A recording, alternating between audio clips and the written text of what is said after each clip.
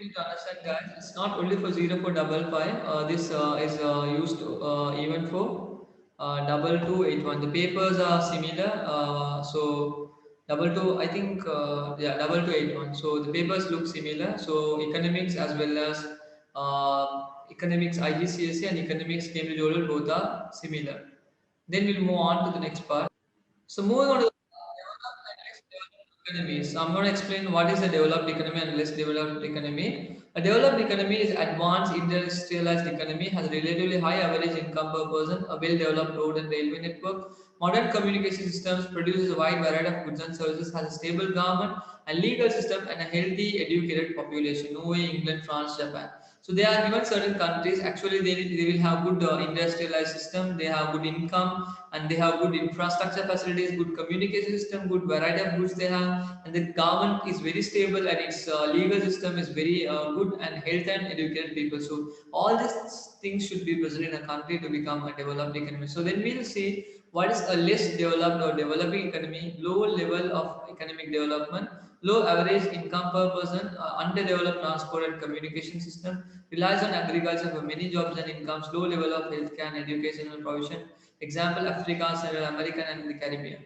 So they are given whatever the things which we spoke on the developed economy, opposite to that is developing economy or less developed economy. They don't have proper infrastructure, they don't have proper income, they don't have proper health, they don't have proper legal system, they don't have proper government. All these things will affect as them developing economies. But you need to understand only one thing, guys. A developed economy is more into a service sector. Now, when we divide the sectors, guys, you would have learned this type of sectors, right? I'll take my whiteboard. You will learn this type of sectors into three. Like sectors are divided into three: primary sector, then you have industrial sector, means we said a secondary sector, and okay, and we have tertiary sector. Tertiary sector means service sector. So if a country is a developed economy, they will always have higher tertiary sector. So if they have higher tertiary sector, it is a developed economy. So a developed economy as well as a developing economy has a very big difference. A developed economy will have higher tertiary sector, then second highest will be secondary sector. Third, I mean, first highest will be developing tertiary sector. In a developing second will be secondary sector, and the least will be the primary sector. But a developing economy, the starting phase, like the best thing, the first one will become. I mean, the less developed economy, the less developed economy, they will have higher part in primary sector. So less developed economies will start at this point. Okay, so this is how you find the difference actually between a developed economy and a developing economy. A primary sector means agriculture, fishery, mining, quarrying, all these basic stuffs on extracting the things directly from nature is about a primary sector. Secondary sector speaks about manufacturing and construction. If it is a developing economy, it will be most based from secondary sector and tertiary sector. So number one will be secondary, number two will be what to say, I'll write here as developing. Okay, so developing, they also can be on. They also can start with tertiary sector, but most of the time, a less developed economy will start with primary, secondary sector. I mean, like I said, you manufacturing and construction companies and all these industries will belong to developing countries, and developed economies will start with tertiary sector. Services like teaching, financial services, and also you might say insurance. All these services will be a part of tertiary sector. So then we move on to the point we want to discuss. As I have given you a complete understanding about what is these economies and how these economies are meant to be. We'll move on to next part: rapid developing economies or emerging economies. Countries that are quickly developing their industries, workforce, skills, and living standards, but are not yet fully developed. Example: China, India, Brazil. They are emerging. They are also known as emerging. Can also be known as like developing economies, but they're still not emerged economy. So what you need to remember the difference between developed and developing and less developed. So if you know this, that's more than enough. Then we have, there are two type of poverty in poverty. What we say as absolute poverty, other one is relative poverty. Now, what is the exact difference between absolute poverty and relative poverty?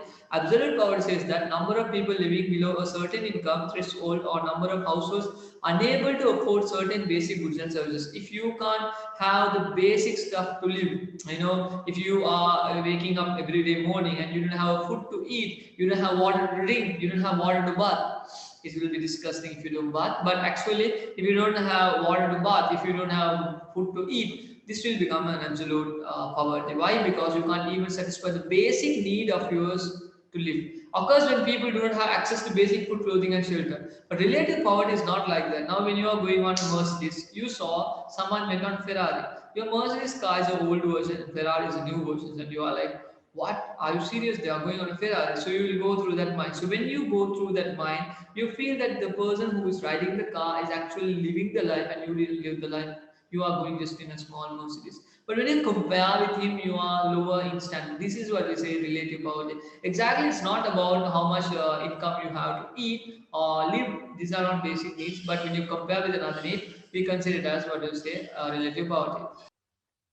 As relative poverty measures extent to which a household's financial resources falls below an average income level. Occurs when people are poor related to other people in the country, unable to participate fully in normal activities of society they live in. So, if the country is very rich, if the country is super rich, and if you are not super rich to the level of your next house neighbor or next house society, then of course it becomes relative poverty. You are still rich, but not super rich. Or you might be in middle class, but not a good middle class, something like that. That's what we say relative poverty. I hope you understood what's the difference between absolute poverty and relative poverty.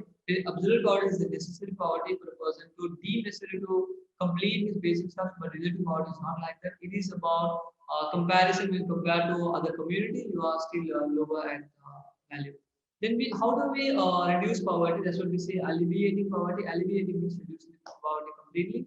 Government will use policies to help alleviate poverty in their country or in another country. What are the ways government can alleviate the poverty? Food aid, poor farming methods. Why is it needed? Poor farming methods produce insufficient food.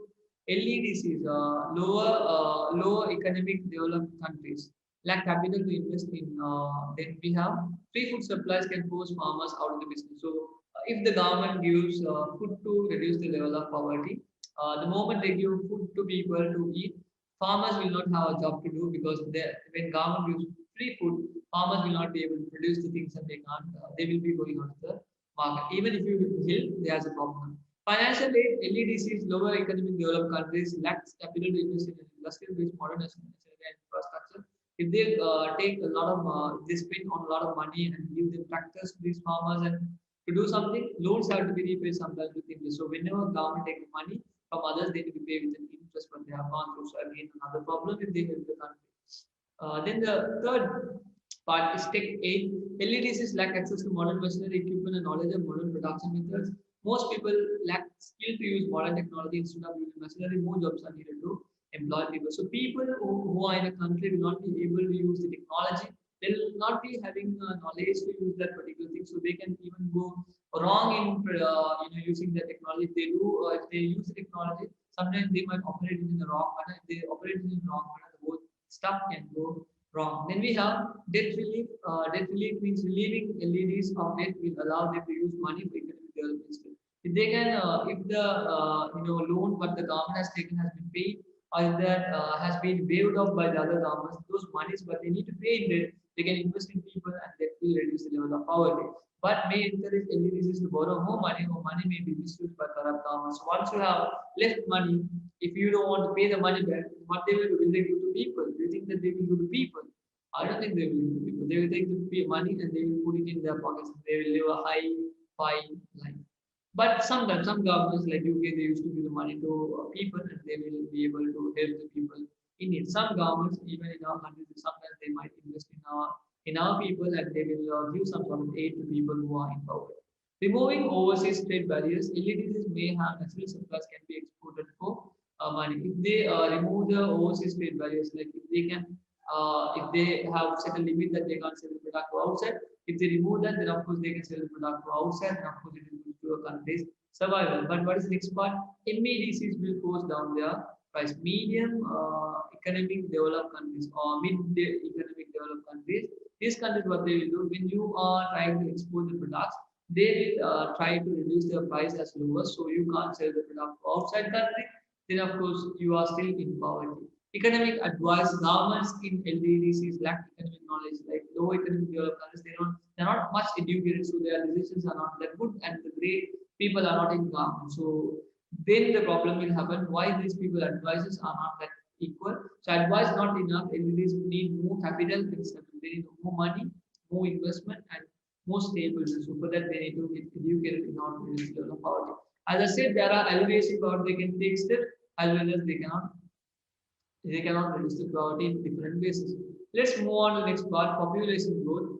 The national rate of increase in population is the difference between birth and death rate. So I'm going to explain about how a birth rate happens and how a death rate happens. In a lower economic developed country, people will try to give birth to many people. You see, educated people have less babies than people are uneducated. People are uneducated. They think that they can do something to feed their babies. They are not prepared to their life. But people who are educated, they are very prepared even to conceive a baby, to grow up in a proper manner. They want to spend in their education. They think about everything when they give birth to a child.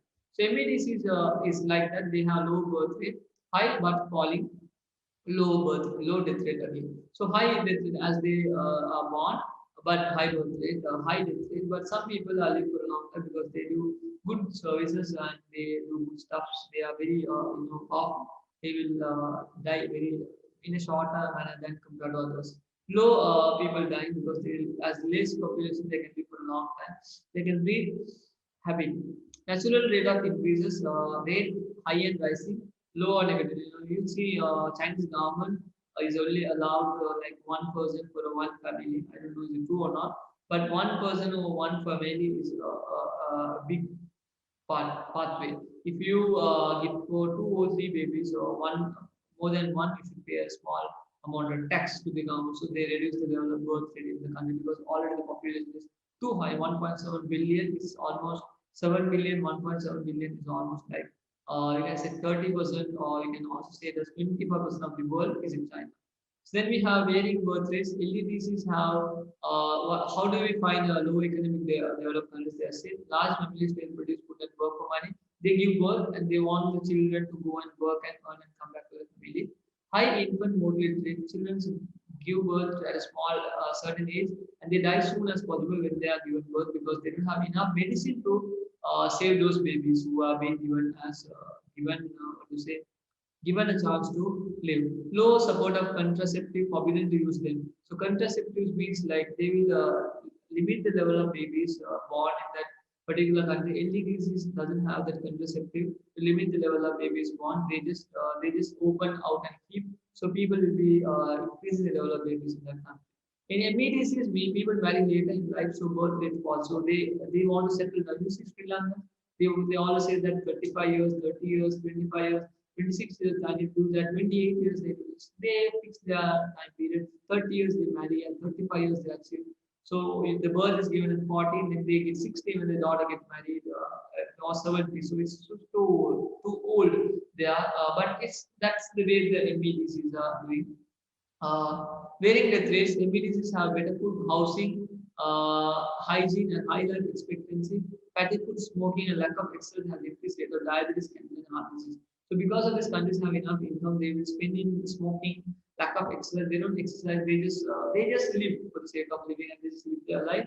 But diabetes, cancer, and heart disease can be a problem in death rates. Improved medicine and healthcare prevents many diseases and increase life expectancy. When they have any problem, they go to some of the hospitals and they cure themselves as soon as possible. But early diseases have problem, widespread disease with lower life expectancy. If there's a disease, they don't have medicine because it's a lower their developed economy. Natural disasters, famines, wars. Why famines means poverty, people die without food. Wars means when they don't have food, they will fight with the countries, authorities. Problems are happening all around the world today. Then we have population structure, the demographic transition model. Increasing economic development, they are divided into stage 1, stage 2, stage 3, stage 4. Now, normally you might see crude birth and death rate per thousand they are given.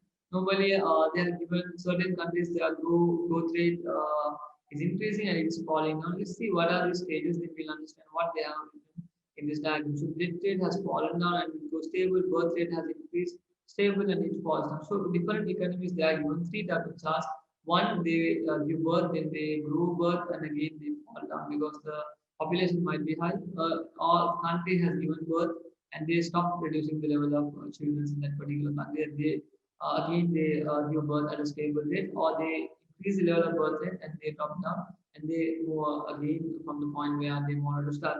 Let's see how it happens. Before economic development, birth and death rates are high. They cancel each other out. There's little or no population growth. So this place, they don't have any economic development. They don't consider about birth and death. They just give birth.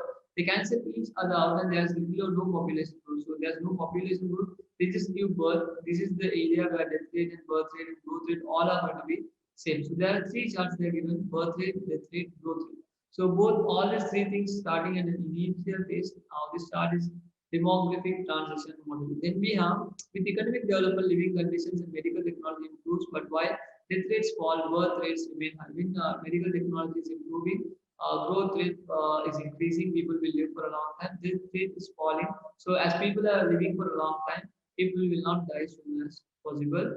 Birth rate is also equivalent because they are giving birth. All the babies are safe. There's no problem. In response to rising prosperity, I'll increase this so you will have a clear vision on what I'm speaking. Yeah.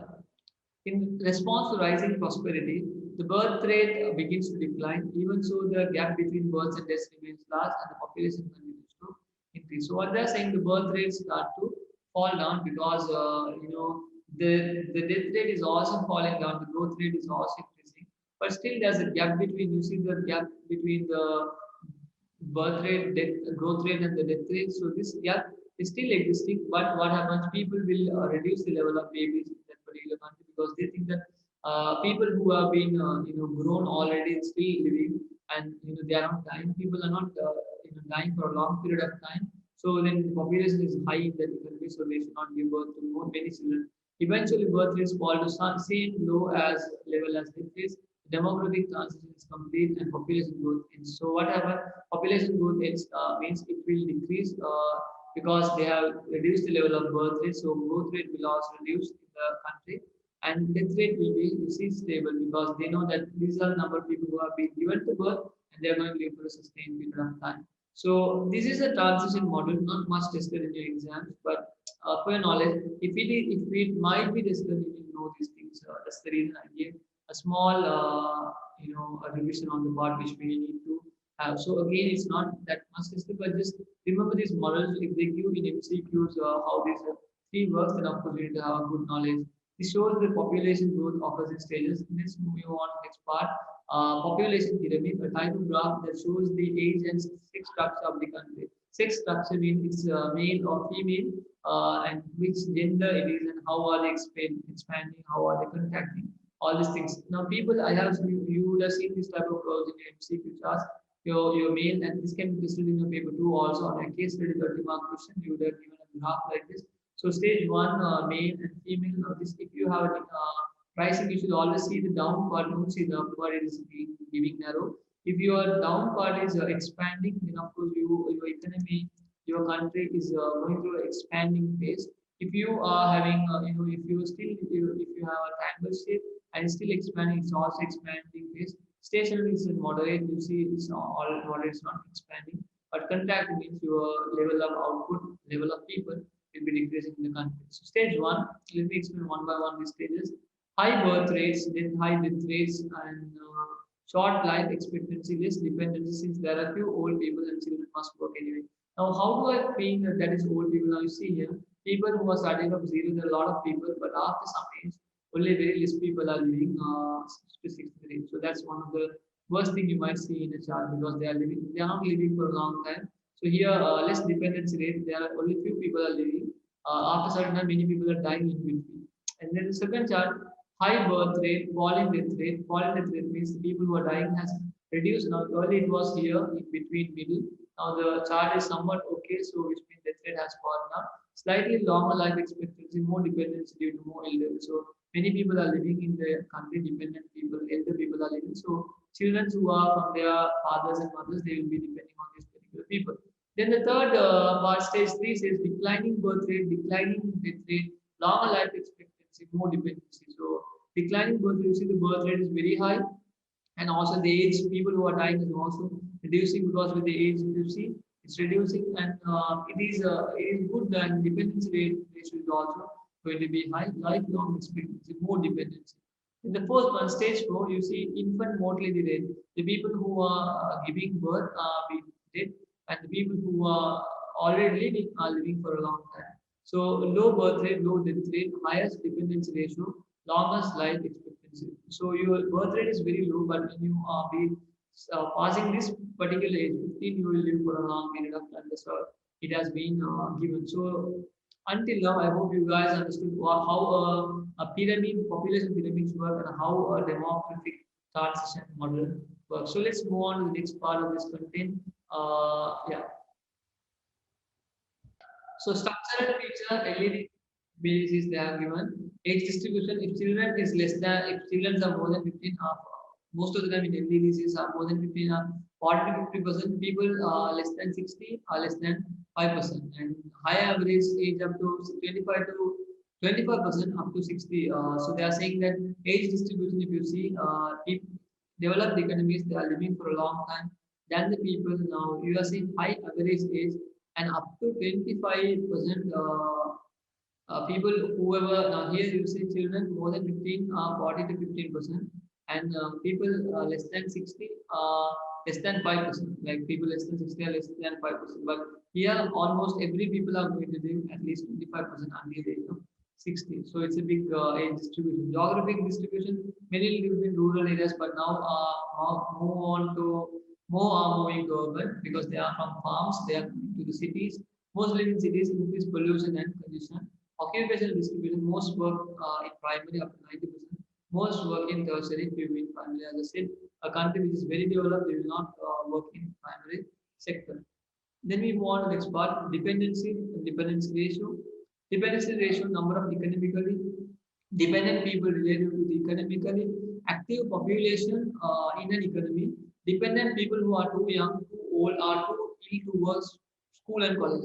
Now, let me explain you who is dependent, guys. People who doesn't go to work, people who just start studying in school, people are just born babies, people are just given a support. Teenagers all are dependent on their parents. So all these people who are dependent, even old people who are too old, they couldn't look themselves. They also comes under dependency ratio. So dependency ratio six speaks about total population divided by the working population. They are given how to get the dependency ratio. So you get total population and you divide by the working population because this total population relied on this working population. That's how you can find out the dependency ratio.